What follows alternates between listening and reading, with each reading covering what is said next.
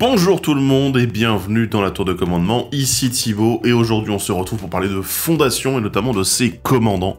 Et ouais, du coup format beaucoup plus court puisque je l'ai annoncé dans la dernière vidéo, donc je vous invite à aller la regarder. Et j'en profite pour vous dire qu'on va prendre, je vais prendre une petite minute à la fin pour vous répondre en fait sur ce que vous avez dit sur cette dernière vidéo.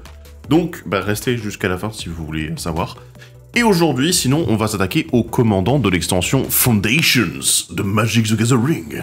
Ou bien également Jumpstart 2025, puisqu'il y a eu le produit à côté, mais qu'en fait, je sais pas pourquoi Magic le traite un peu comme un grand tout, alors que ce sont deux choses différentes. C'est un peu étrange, mais du coup, on va parler un petit peu des commandants de cette édition. Mais aujourd'hui, on ne va parler que des commandants qui sont ou bien les commandants qui sont, plutôt sympas, voilà. Donc sympa soit dans le deck, soit directement à la tête du deck, bien sûr, et ou les deux, voilà, c'est possible. Donc ouais, pourquoi pas. En soi, ça va aller assez vite, hein, je vous avoue, parce que les commandants il y en a quand même quelques-uns, et je vais pas m'étaler dessus, je vais juste donner les noms, je vais vous expliquer globalement pourquoi est-ce que je les trouve parce que franchement, ils valent pas forcément le coup, hein, qu'on s'y intéresse très longtemps, mais il va y avoir beaucoup plus de choses à dire sur les commandants un petit peu plus, voilà quoi, sympa, c'est sympa à jouer. Et puis dans la prochaine vidéo, on abordera les quelques commandants que je trouve vraiment puissants, et j'ai plus de choses à dire, donc je leur réserve une petite vidéo à eux tout seuls, quoi. Bref, les commandants que je dois aborder, en fait, il y en a plusieurs. Il y en a un qui provient de l'extension Fondation, c'est Kellan, pionnier planaire. Et dans Jumpstart 2025, il y en a plusieurs autres. Il y a Psemila, poète méléticien, en blanc. Kala, sœur de Bandajani, également en blanc. Urdnan, guerrier de Dromoka, toujours en blanc, c'est dingue ça. Paul Jamar, en bleu. En noir, j'ai Nazar, le croc de velours. En rouge, j'ai Anep, Sultan d'Azoret et Cléon, champion joyeux.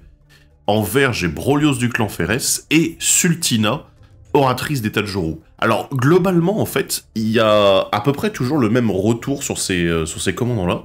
C'est que, alors, il y en a qui peuvent sembler un petit peu attrayants, parce que, double initiative pour de l'aggro, le jeu sur les marqueurs, c'est quelque chose qui se fait très souvent. Oui, en effet, mais en fait, souvent, ce sont des commandants qui exploitent assez faiblement la mécanique, et j'ai envie de dire, c'est pour ça que souvent on les mettra pas à la tête, parce que bon, vous avez remarqué, ils sont tous monocolores, oui, parce qu'il y en a quand même beaucoup dans les deux extensions, surtout en Jumpstart 2025, c'est vrai que ce petit côté, tiens, on est monocolore, ça peut rendre certaines mécaniques, l'utilisation de certaines mécaniques un petit peu complexe, et c'est ça qui est un peu chiant. Et dans les decks, souvent, si on regarde, il y a mieux qui existe, en fait, en non légendaire, et du coup, vu que, c'est pas les commandants, on n'est pas obligé d'être légendaire pour être dans un deck commandeur, et c'est là en fait où c'est tout l'intérêt, c'est de se dire il y a mieux qui existe, donc j'ai peut-être envie de mettre mieux plutôt que de mettre ces cartes là. Alors après, ça veut pas dire qu'elles sont nulles, mais genre à mettre au fond de dans la poubelle quoi.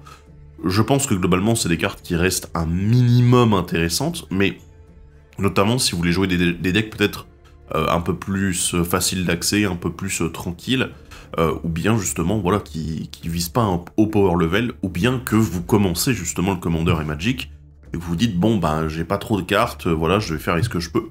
En effet, il y en a quelques-uns que je déconseillerais fortement parce qu'en fait je trouve que les mécaniques sont souvent trop alambiquées, ce qui est un peu étrange, mais globalement en fait mon retour là-dessus c'est parce que j'ai pas trop envie de les jouer, ni à la tête du deck, ni dans les decks.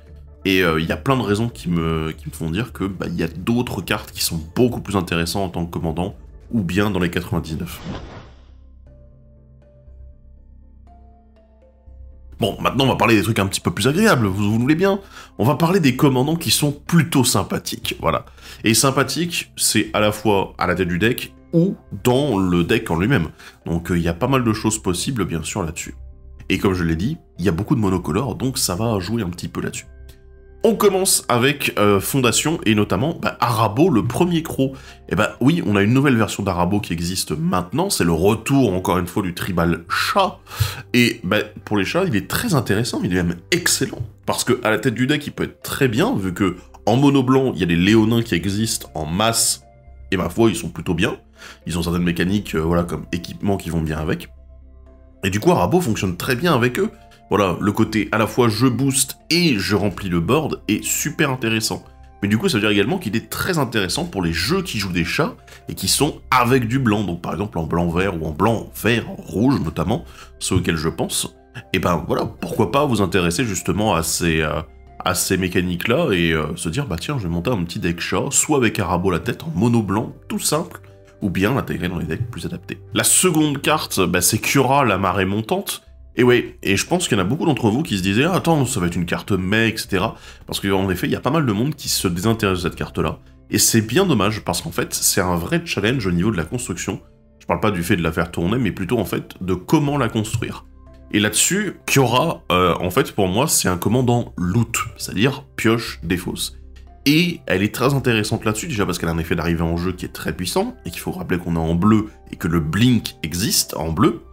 Et à côté, eh ben, moi ce que je vois surtout, c'est que c'est pas un commandant genre « Oh mon dieu, le commandant il fait tout !» Bah non, c'est un commandant en fait qui est là pour dire « Je suis là pour apporter des outils. Voilà, je fais du loot quand j'arrive en jeu. Ok. Et puis ensuite je fais un gros poulpe au cas où. C'est un petit renfort supplémentaire. Et en fait, elle est très facile à utiliser quand on l'utilise dans des decks qui sont basés là-dessus. Dire « Je vais blinker, je vais jouer sur les effets d'arrivée en jeu. » Je vais jouer sur le fait d'avoir un cimetière rempli, il y a plein d'autres decks qui existent et qui font exactement la même chose en mono bleu, donc pourquoi pas Kiora. Voilà, ça serait intéressant. Alors après, c'est toujours un build un petit peu particulier, mais ça peut très bien être à la tête de son propre deck, tout comme dans d'autres decks avec du bleu qui vont jouer justement sur le fait de remplir son propre cimetière. Voilà. Donc pour moi, Kiora, elle vaut largement le coup. Dans Fondation en noir, on a Titos, le voleur de Babiole, qui revient encore une fois, un nouveau Titos. Et celui-ci, je le trouve très très agréable en fait. Alors on a toujours le jeu sur la défausse, bien sûr, mais là on a un petit côté vol de cartes en plus qui est très sympa. Il peut fonctionner tout seul, techniquement.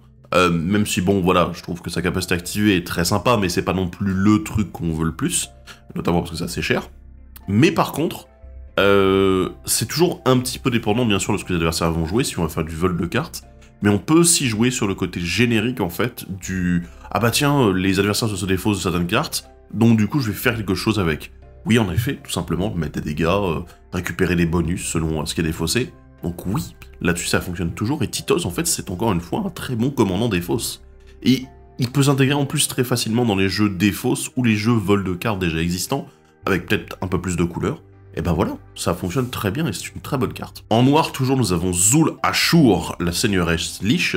Alors j'avoue, quand je l'ai vu, j'étais là, oh mon dieu, c'est meilleur que Giza et Geralf. Mais il y a juste un problème, c'est que c'est monocolore. Alors oui, les zombies sont majoritairement en noir, je sais, j'apprécie également le fait qu'on ait toujours cette prédominance du zombie dans cette couleur. Mais le petit souci, c'est que justement, il y a d'autres couleurs qui existent. Et on a des zombies bleu-noir qui sont très puissants, on a même des zombies en blanc-bleu-noir qui sont très forts, et c'est vrai que là-dessus, c'est un peu dommage de se restreindre à une couleur. Donc, si vous voulez jouer mono-noir zombie, Zul Ashur est très bien. Si vous voulez jouer zombie en optimisant un petit peu, vous la mettrez probablement plus dans le deck, et vous jouerez un bicolore, voire tricolore, selon votre choix. Donc, un commandant intéressant, mais qui sera peut-être plus à sa place dans les 99 là-dessus. Terminons les monocolores de Fondation, c'est Rapine, explorateur exubérant. Alors lui, c'est assez particulier parce qu'en fait, il faut énormément de terrain, et il faut un bon équilibre avec les créatures que vous allez jouer, donc éventuellement avoir des moyens de récupérer des créatures assez grosses, et peut-être contrôler le dessus de la bibliothèque, avec certains tuteurs par exemple, je donne juste un indice comme ça, hein. Mais voilà, c'est des choses qui peuvent être assez intéressantes à faire, mais si on veut abuser un maximum de Rapine, c'est vrai qu'on va être obligé de ramper sur des terrains. Toute autre méthode est prohibée, et c'est vrai que Rapine, il a ce petit côté à la fois assez punchy, qui peut être un petit peu timide, quoi, en mode « Oh bah si, je mets les grosses bêtes et tout !» Oui, après voilà, il va falloir trouver un équilibre assez instable, je pense, pour que Rapine puisse fonctionner. Donc, c'est pas un commandant mais, c'est juste que c'est un commandant qui va être assez complexe à monter, malgré le fait qu'il se base sur quelque chose de simple. L'envie de mettre des grosses bêtes, et de les tricher surtout en jeu. Voilà. Donc, à vous de voir, en fait, ce que vous pouvez faire avec. Dans Fondation, on a également du multicolore, on a Alécha, celle qui rit face au destin, et c'est très intéressant parce qu'ici, on est sur un rappel de la première version d'Alécha. C'est en fait un commandant réanimateur qui est très efficace, ma foi, qui se base sur sa propre force. C'est un vrai rappel, justement, de cette mécanique-là par rapport à la première Alécha, mais ici, elle se booste. Et, en dehors des marqueurs, faut pas oublier, justement, que, elle peut également être boostée par d'autres moyens, ce qui peut faire que ça fonctionne encore mieux. On peut également l'utiliser dans des decks sacrifices, en faire un vrai bon deck sacrifice, ou bien on peut l'utiliser dans d'autres decks, tout simplement, qui joue un peu là-dessus, sur le côté réanimator, peut-être avec une autre couleur en plus, etc. Ou bien avec un commandant que vous jugerez plus efficace. Elenda est de retour également avec une nouvelle version, et celle-ci, bon alors elle est un petit peu moins... Oh mon dieu, j'ai des vampires partout. Elle est quand même assez intéressante, hein. C'est un bon commandant gain de vie ici, en fait, qui peut vite, très vite même devenir un vrai problème d'aggro, parce que, bah, elle se booste. Alors, elle se booste en fonction de vos points de vie, où est-ce que vous en êtes, etc. Et surtout, bah, comme elle a elle-même le lien de vie, ça veut dire que plus vous le laissez faire, et plus elle va faire de bêtises. Donc attention, ça peut dégénérer très vite, et là-dessus, bah, le seul moyen, ça va être de la gérer, sauf que défense talismanique contrôle les éphémères. Autant dire que là-dessus, c'est une protection assez stupide qui a été mise dessus, et ce qui peut en faire un commandant vraiment très puissant, mais comme ça n'est qu'une créature qui va porter vraiment beaucoup le deck, hein, même si le reste du deck va jouer autour du gain de points de vie, là on est sur un côté aggro qui peut être extrêmement punchy, et que ben, je vois pas d'autres cartes en fait qui jouent à peu près dans la même logique quoi. Donc voilà, c'est très puissant, mais du coup c'est très commandant central aussi, donc peut-être le mettre dans d'autres decks ça pourrait être bien, mais je trouve que c'est peut-être un petit peu une perte là-dessus. En tout cas c'est un design assez équilibré en termes de oh mon dieu j'agresse etc, et le côté où elle fonctionne un petit peu toute seule. On a le retour de Koma également, le dévoreur de monde ici, et bah oui, on est sur une grosse bête qui fait encore plus de grosses bêtes, c'est un truc de fou. Parce que là, on va ramper encore et encore pour arriver jusqu'à Koma. Et la protection, bah c'est bien, il y a déjà de la parade dessus. Donc c'est super. Là-dessus, on est sur un jeu qui peut tourner autour des jetons, qui joue autour de la rampe. On peut faire en plus, ça c'est un petit bonus, mais tour supplémentaire. Pourquoi? Parce que en bleu-vert, des combats supplémentaires, il n'y en a pas vraiment. Et que bah, en bleu, bah, on peut faire du tour supplémentaire, ce qui est stupide, parce qu'avec Koma, ça veut dire qu'à chaque fois, on va mettre de la patate, on va mettre 12 de patates chaque fois qu'on affiche des blessures, let's go, on est parti, ça va être 12, 12, 12, 12, 12, et vous enchaînez, et voilà. Et un petit truc sympa, étant donné que les jetons portent le même nom, les annelures de Koma, vous pouvez le jouer avec le premier Koma, qui est très efficace également, pour faire plein de choses, vous allez voir. On parle de jetons, donc du coup, on va parler de Kaikar, l'éveilleur de Zephyr. Et ouais, Kaikar est de retour avec une couleur en moins, mais c'est pas forcément un problème. Alors il se joue très bien avec sa première version, ça c'est pas un souci, mais par contre derrière en fait on a ce petit côté jeu sur le blink et sur les effets d'arrivée en jeu, qui est tout à fait faisable avec la première option sur sa capacité, donc oui, très bien. Ou alors on peut partir sur une version 100% non créature, bon excepté Kaikar bien sûr, où on va faire plein de jetons, et du coup jouer sur ce côté, bah tiens je joue des jetons, j'ai des jetons vol, bam, je les booster avec différentes antiennes, etc. Donc ça, oui, il y a plein de possibilités faisables. Bref, un commandant qui est vraiment intéressant avec ce petit côté jeton ou arriver sur le champ de bataille. En tout cas, les deux fonctionnent très bien. Et pour terminer avec Fondation, nous avons Zimon, sculptrice de Paradoxe. Un commandant bleu-vert qui joue sur des marqueurs +1/+1 et sur les marqueurs tout court. Très intéressant. C'est simple en fait, j'aime bien le fait que Zimon soit pas non plus un énorme pavé de texte. On est vraiment sur des choses simples. On va mettre des marqueurs, on va permettre de doubler les marqueurs. Mais ce qui est très intéressant, c'est qu'on ne double pas les marqueurs que +1/+1. On peut doubler n'importe quel type de marqueur sur les artefacts et les créatures. Artefacts, du coup, ce qui ouvre d'autres opportunités et d'autres idées derrière. Donc, derrière un commandant très simple, Wizard nous donne l'occasion, en fait, d'avoir un commandant qui peut peut-être aller dans des directions un peu plus surprenantes autour des artefacts et des créatures, et se dire, tiens, et si tu faisais avec autre chose que simplement les marqueurs +1/+1 ? C'est très intéressant, donc honnêtement là-dessus, il peut y avoir des utilisations assez multiples. Donc vraiment un commandant qui vaut le détour pour le coup. Passons maintenant aux commandants de Jumpstart 2025 qui sont intéressants. Eh ben on va parler de Briggon, soldat de Mélétis. On est sur un commandant qui est très efficace pour les marqueurs, avec le côté héroïque en plus que j'apprécie beaucoup, une mécanique qui revient ici et c'est sympa. Donc on a l'héroïque, on a la pioche, on a le côté marqueur. C'est très simple, en fait, il n'y a rien de très complexe, et ça fonctionne très bien. C'est un commandant qui peut être simplement agréable à la tête du deck, mais honnêtement que je préférais peut-être le jouer dans les 99, dans un deck avec beaucoup plus de marqueurs, et qui peut vraiment beaucoup plus abuser de tout ça. Donc, ou bien autour de l'héroïque, tout simplement. En tout cas, autant dire que c'est un commandant qui est fort sympathique, et qui tourne bien. Je t'ai un peu obligé de parler de Turide, jument de la destinée. Bah oui, est-ce que c'est enfin le commandant qu'on attendait autour du tribal équidé? Eh ben, bah pas encore. Voilà. Pas encore parce qu'il nous manque encore justement les 3 types demandés, il nous manque encore des bons candidats en fait pour rentrer dans ce deck. Mais on commence à arriver à un stade où on peut s'y intéresser, on peut se dire, ah tiens, en effet, les chevaux, les licornes, les pégases, il y a moyen en fait qu'on soit pas très très loin de réussir à pouvoir créer le deck avec ce commandant-là. Donc gardez Turide à l'œil parce qu'à mon avis, c'est un commandant qui, dans quelques années ou quelques éditions, pourrait très bien prendre une place de premier choix en fait pour ce tribal-là. On a du bleu également dans Jumpstart 2025 et on a Sinette, la bouvière de Méduse. Ouais, c'est un titre un petit peu bizarre, hein, voilà. Je suis assez d'accord, mais en fait, derrière ce titre un peu étrange, se cache une personne simple. Voilà, on est sur une carte simple qui joue sur le vol, en fait, simplement du boost autour du vol, et potentiellement, si vous le souhaitez, du blink, hein, voilà, puisque, elle va faire des jetons quand elle arrive en jeu. Honnêtement, je pense que simplement en vol, c'est très cool.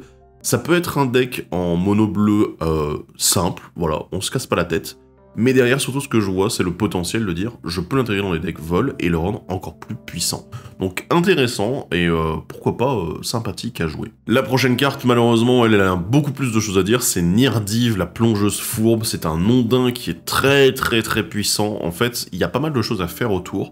Mais en gros, on est sur un commandant qui joue de la meule, mais qui peut jouer de l'auto-meule également, et d'ailleurs qui nous invite à le faire, puisqu'elle joue sur le fait qu'on va lancer des cartes depuis le cimetière, ou activer des capacités depuis le cimetière. Du coup, on parle du flashback, du pistage, de l'exhumation, de l'échappée, de l'encore ou de la perturbation, ou encore plein d'autres, parce qu'il y en a plein, et j'ai pas fini. Et voilà, honnêtement, je pense que Nirdiv, elle a ce petit côté intéressant en mode, je vais me booster, tac, je vais jouer des cartes depuis mon cimetière en moto-meulant, et ensuite, c'est les adversaires qui vont se meuler. Voilà, donc, ma force est plus élevée, tiens, tu vas te meuler de 10, de 15, let's go, on est parti. Donc il y a moyen également de jouer sur le fait de booster via d'autres moyens que ses propres marqueurs, n'est-ce pas? Mais c'est très très très intéressant, on est vraiment sur un commandant en fait qui a un peu son identité propre, que je jouerais en fait quasiment nulle part ailleurs, à part peut-être dans les decks automeules qui aiment bien jouer sur le fait de rejouer depuis le cimetière, un petit peu la Muldrota par exemple. Voilà, donc c'est ce petit côté-là qui est très intéressant. Par contre, il y a un défaut majeur, c'est que si jamais vous avez Nirdiv en tant que commandant, je pense que c'est un commandant qui est essentiel au deck en fait, et que si le commandant n'est pas là, le deck ne fonctionnera pas, ou du moins que tout ce que vous pourriez faire va avoir très peu d'impact en comparaison avec sa présence sur le board. Donc, très commandant centrique, donc c'est le petit côté un peu moins bien, mais en même temps ça s'explique par la puissance de sa capacité. Toujours en bleu, et ouais, on a pas mal le bleu, on a Plagon. C'est simple, c'est Plagon, c'est une étoile de mer, oui, voilà. Plagon, seigneur de la plage, oui. C'est une étoile de mer légendaire, oui, je peux pas... vous voulez que je dise, il n'y a rien à dire. Et c'est un nouveau Doran, en fait. Le côté, je vais jouer sur les endurances très élevées. C'est très efficace. Là, on est en blanc-bleu, en fait, pour préciser. Donc c'est très intéressant, il y a pas mal de choses à explorer en étant juste en blanc-bleu. L'absence du vert, ça fait un peu bizarre, parce qu'on a systématiquement eu, en fait, sur ces côtés grosse endurance. Et il y a parfois des petites restrictions un petit peu embêtantes, notamment, du coup, je vous déconseille de jouer avec les créatures qui ont le défenseur, donc les murs vont être plutôt mis de côté pour ce deck-là, mais c'est tout à fait possible de jouer avec. Alors, bien sûr, il y a un deck dans lequel ça peut s'intégrer, c'est Arcades, voilà. Fallait en parler quand même. Ouf, on a encore un commandant bleu, c'est le dernier cette fois-ci, c'est Taeko, l'avalanche patiente, et oui, on est sur un nouveau commandant ninja, mais qui peut également jouer avec le Blink et avec les aristocrates. C'est ça qui est intéressant, il y a pas mal de possibilités, puisqu'on a ce côté, quand une créature quitte le champ de bataille, oui, mais elle peut quitter le champ de bataille de plein de façons différentes. Et c'est ça qui est intéressant justement avec Taeko. Alors, on est encore une fois un petit peu sur du commandant centrique avec ce petit côté, en fait on va booster Taeko, voilà, on va vraiment booster. Et ensuite, pourquoi pas tuer au dégâts de commandant, ou bien tuer avec nos ninjas, parce que c'est quand même la stratégie que j'ai tendance à préférer avec ce commandant-là, pour une raison très simple. En fait, on est sur un commandant qui est beaucoup moins oppressif que le commandant principal des ninjas. Si vous vous souvenez, c'est Yoriko, voilà, qui est quand même extrêmement violente et qui a marqué pas mal les esprits. Donc, autant dire là-dessus que Taeko, moi je préfère largement en fait. En noir, on a Aphelia, celle qui chuchote aux vipères. J'avoue que là j'étais assez surpris, et agréablement surpris. On est sur une fusion des tribaux gorgonoïdes et serpents. Et c'est très sympa parce que les gorgonoïdes n'avaient pas assez de support, il faut le dire. Voilà, donc là on a ce petit côté, hop, on lit les deux, comme ça au moins on complète en fait la boucle entre les deux types de créatures, et ça permet de jouer du coup un tribal autour de ces deux types-là en même temps. Donc ça c'est très sympa. C'est un bon renfort entre les deux tribus, c'est sûr. Mais derrière, il y a un petit côté capacité déclenchée, coûter 2 mana juste pour faire un jeton en ayant Apheliac Attack, je trouve ça un petit peu risqué. Par contre, honnêtement, juste créer des jetons de plein d'autres manières différentes, mettre des gorgonolides, faire des serpents dans tous les sens, bah ça fait que la deuxième capacité est très intéressante. Je vous avoue que là-dessus, je pense que ça peut être un très bon commandant en fait, qui juste restera en fait par le type de créature avec lequel elle joue. Mais c'est pas forcément un problème, puisqu'il y en a des très bonnes, bien sûr. On a encore une fois un très bon commandant ici, c'est Fumulus l'Infestation. Et lui, il peut jouer dans pas mal de choses, hein, voilà. Il peut jouer dans les jeux Sacrifice et Aristocrate, dans les jeux Insectes et Vermine, et en fait, sans s'exclure mutuellement. C'est-à-dire que on peut jouer le tout, et en fait dire, bah voilà, dans la globalité, Fumulus permet de jouer tout ça ensemble, et ça fonctionne super bien, en fait. On est vraiment sur un deck, sur un deck qui peut être joué de manière assez agressive et assez oppressive. Oui, c'est un vampire et un insecte, donc du coup, il a le punch, quoi. Et il peut s'intégrer très bien dans les jeux, en fait, qui sont les stratégies que j'ai citées juste au-dessus. Donc honnêtement, Fumulus, pour moi, c'est vraiment un gros banger, un gros commandant, en fait, qui va vraiment bien fonctionner dans ce style de jeu. Et franchement, là, c'est plutôt efficace. D'autant plus qu'il y a aussi un petit détail, c'est que Fumulus fait ses insectes également quand les autres joueurs sacrifient des créatures, ce qui peut inciter un petit peu à dire « Ah tiens, et si je faisais sacrifier un petit peu tout le monde ? Ah ouais, ça peut être intéressant là-dessus. » Pour conclure avec le noir, nous avons Rêve, l'extractrice de dîmes, et elle est sympa, parce qu'en fait elle joue à la fois sur des trésors, qui sont assez cool, mais également sur le vol de cartes, majoritairement sur le vol de cartes, hein, bien sûr, et c'est plutôt sympa. Il y a un seul inconvénient, en fait, c'est le monocolore, ce qui me donne envie de la mettre dans les decks à côté, en fait, et de ne pas la monter pour elle-même. Voilà, c'est un petit peu dommage, mais je pense qu'elle vaut plus le coup dans d'autres decks. Elle s'intègre très bien, en fait, dans tous les decks qui vont jouer autour des trésors, ce qui tombe bien, parce que le noir est quand même assez dominant dedans. Et les jeux vol de cartes, eh ben, on est plutôt... Voilà, on est dans les bonnes couleurs également, donc il y a vraiment ce côté où elle est bien à sa place, mais plutôt en tant que carte dans les 99.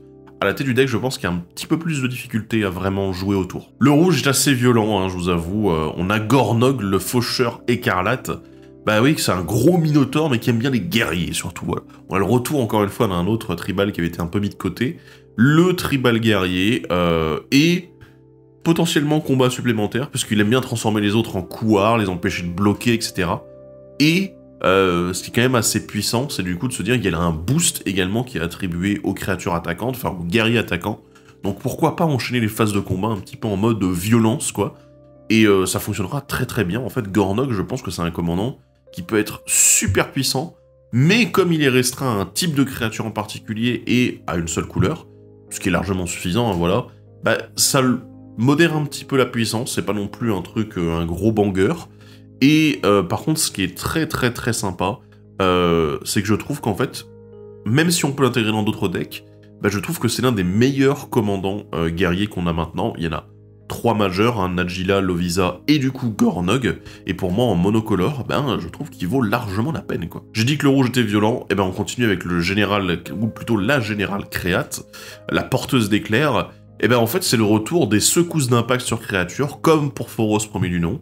Ici, Général Créate, bah, c'est un commandant gobelin. Et c'est ça qui est assez marrant, parce que du coup, ça synergise assez bien avec le côté secousse d'impact, et hop, on va mettre des dégâts aux adversaires dès que nos créatures arrivent en jeu.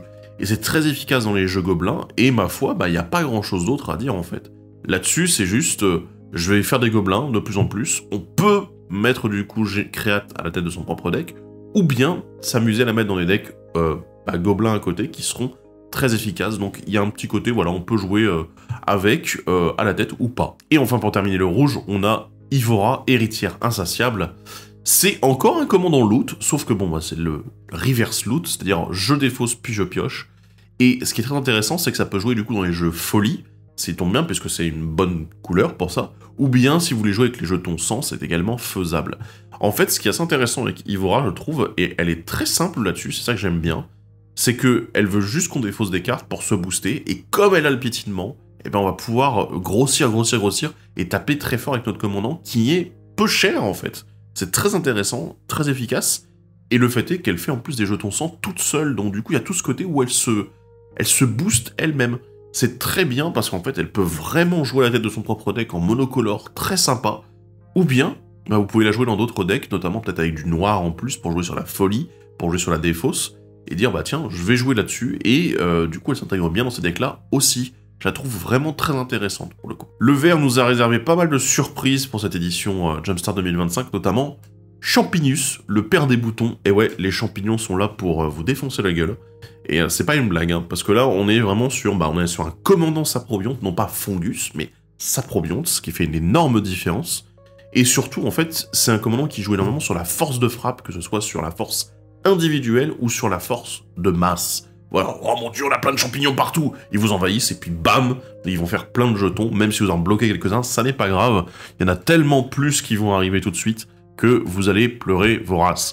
Oui, je sais, c'est assez violent, mais là-dessus, il faut le dire, en fait, c'est que Champignos, c'est un commandant qui est ultra violent, et si vous jouez vraiment autour des Saprobiontes, alors c'est là la petite difficulté, hein, il faut réussir à récupérer les cartes, etc. On va forcément avoir des Fungus qui traînent dans le lot, et ben ouais, en effet, ça peut être un commandant extrêmement puissant, et je vous invite à vous intéresser à ça, parce que heureusement, il est limité à une seule couleur. Voilà, ça, je suis très content là-dessus. Sinon, ça aurait été peut-être un petit peu violent. Un commandant assez original, c'est Urska Sucre-Gueule. Et ouais, on parle d'un ours légendaire qui n'est pas Wilson. Et oui, je sais.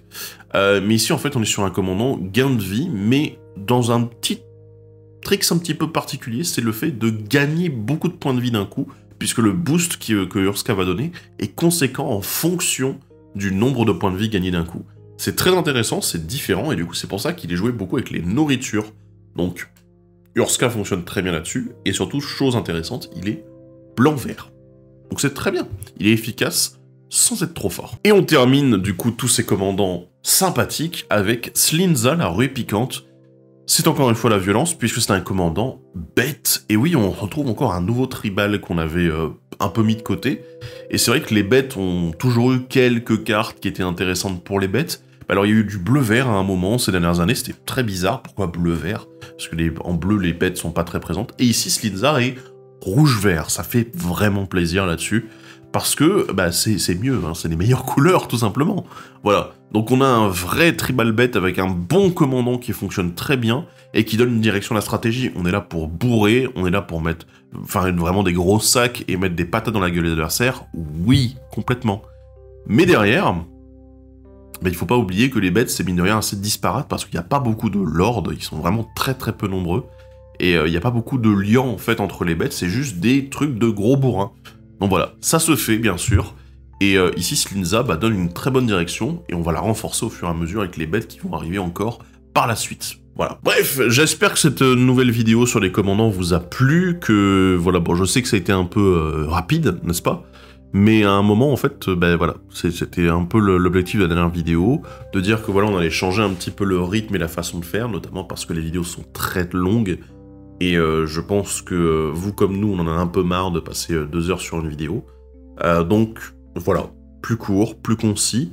J'espère que ça vous a plu. Je verrai, j'attends vos commentaires également pour voir la suite. Qu'est-ce qui vous plaît, qu'est-ce que vous voulez modifier, etc. Qu'est-ce que vous pensez qui serait mieux, etc. Voilà, donc grand merci à tout le monde d'avoir suivi cette vidéo. Merci à vous également qui avez commenté la dernière vidéo et regardé la dernière vidéo de la chaîne. Sur les problèmes que la tour a eu et a encore aujourd'hui, et que, voilà, l'annonce également qu'on allait modifier un petit peu tout ça pour faire en sorte que ce soit un peu plus viable pour tous.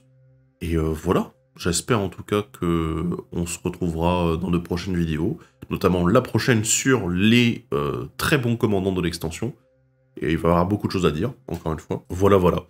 En tout cas, un grand merci à tout le monde. Merci également aux tipeurs et tipeuses de la tour de commandement qui nous soutiennent directement sur Tipeee. N'hésitez pas à aller jeter un petit coup d'œil, c'est dans la description de la vidéo. Et on vous remerciera vous aussi la prochaine fois. Et voilà, donc à la prochaine. Bye bye.